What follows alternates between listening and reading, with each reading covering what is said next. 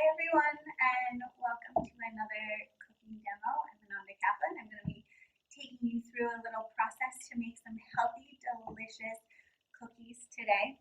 I don't know about you, but at a time like this, I really have been craving flavors and types of food that just feel very comforting to me. But sometimes what can be difficult is actually keeping those foods to be nutritious and packed full of nutrients, right? We really want to enjoy them, so we want to focus on the flavors that we really like. But there's ways and little tricks and tips that you can use to kind of make these comfort foods and these desserts a little bit healthier and packed full of nutrients. So there's some fun things that you can do, especially with cookies, to really kind of up the nutrient value of it, increase the fiber, the potassium, kind of slow the sugar rush that we get from it, and in turn it's actually going to satisfy us more and be very beneficial for our health. So one of the key swaps that you can do is playing around with different fibers or different grains to use. So today in our chickpea cookie recipe, we're going to be using some oats and some almond flour. You could use some whole wheat flour, you could use rice flour, anything that you have. Maybe just play around with different things than the all-purpose flour. If you only have all-purpose at home, then use that, because I'm going to give you some other choices that you can do to swap it out to up the nutrients. So another thing you can do is add some flax or chia seeds, and that really increases the amount of omega-3s. Increasing the omega-3s is really going to reduce the inflammation in our body. So that's really great for cells, for our muscle, for our joint health, and even our brain health, which today can be very, very important, right? And also really helping boost our immune system. Another thing that's really great is kind of finding a way to reduce the refined sugar in it. So you can really swap this out with bananas, with some soaked prunes, with dates. You can even swap it out with maple syrup instead of just refined sugar. So when we reduce the refined sugar and increase other components like bananas or prunes, we're actually going to up the level of potassium, different vitamins and minerals, and also increase fiber, which is going to slow the way our body processes the cookie. Another fun thing you can do is add some nut butters in. So we're going to add some peanut butter. This will boost up the protein. And we're actually going to add in some chickpeas.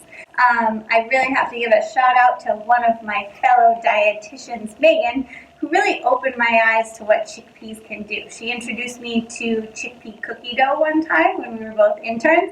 And ever since then, I've gone wild with how I can actually incorporate this into different recipes. It's so good for you. It really improves your gut health, reduces inflammation, fills you up so you feel really satisfied, and it provides such a great texture.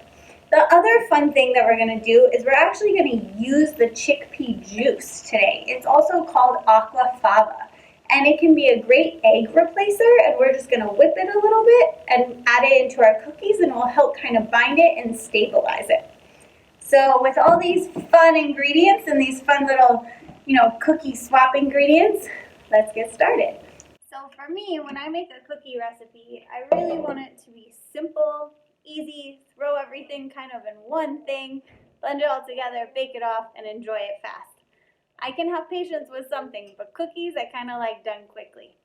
And I wanted to make it really easy for you guys to be able to kind of throw it all into one thing, process it, and bake it off and forget about it, and then enjoy. So the first thing that we're going to do, this is our aquafaba. This is the juice from the chickpeas, and we're just going to whip it up a little bit. So all I'm going to do is take a whisk.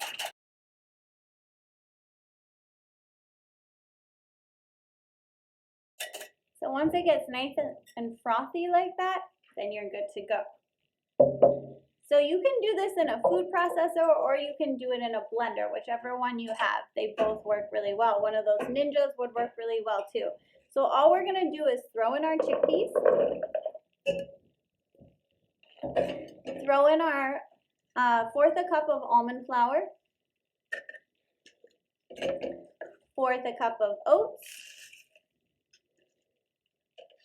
This is 1/4 teaspoon of baking soda, 1/4 teaspoon baking powder, 1/4 teaspoon of salt, and 1/2 teaspoon of cinnamon. So we're just gonna throw that right in. Now we're gonna do our maple syrup.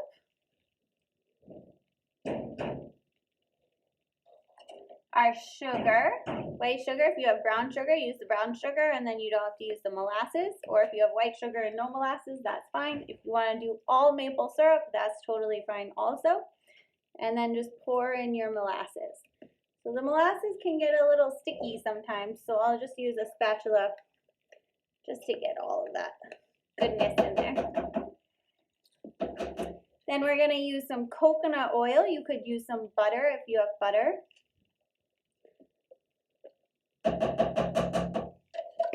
And then we're going to put in our peanut butter.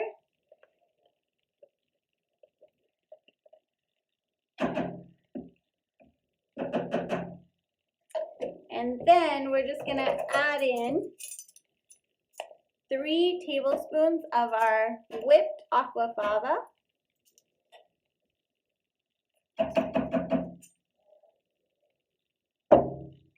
And then all you're going to do is blend it up. So the only thing I left out are our chocolate chips, just because we don't want those to really blend. So we'll just turn it on. So you just want to do it till it's all kind of brought together and nice and smooth. So this is the consistency that you want to have it at. And then all you're going to do is just take it off.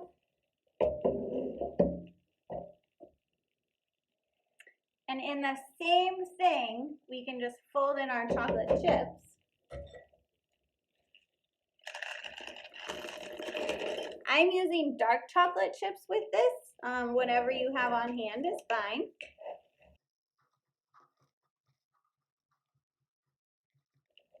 So it was about a cup of chocolate chips. You could do a mixture of dark chocolate, semi-sweet chocolate, and then we have our cookie dough ready, and now it's ready to bake. So once you have your cookie dough all done and mixed together, you have 2 options. You could eat it like this. It's completely safe. There's no eggs, raw eggs in it. And it's very tasty like that. It tastes good even if you put it in the fridge for a little bit and it starts to harden up. Or you can bake it. So it can be fun. You can kind of split it up and do it 2 different ways if you want. You can freeze this for months and then just cut them into cookies and bake them from frozen.